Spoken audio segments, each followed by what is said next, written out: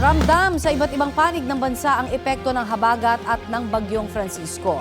Sa barangay Manok-Manok sa isla ng Boracay sa Malay Aklan, nalubog sa tubig ang basketball court at ilang eskinita madaling araw kahapon. Pinasok ng baha ang ilang bahay. Wala namang nasaktan at inilikas dahil sa pagbaha. Hinahatak ng Bagyong Francisco ang habagat o monsoon rain sa Boracay at ilang pang panig ng Visayas. Higit na ramdam ang bagyo sa Cagayan. Malalakas ang hampas ng alon habang makulimlim ang panahon doon kahapon pa.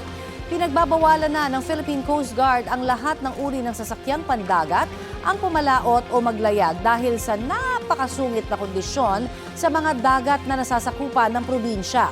May ganito ring utos sa Batanes. Kaya ang mga mangingisda sa Basco nagtulong-tulong na sa pagtabi ng kani-kanilang bangka para maiwasang masira ng malakas na bugso ng hangin at hampas ng alon.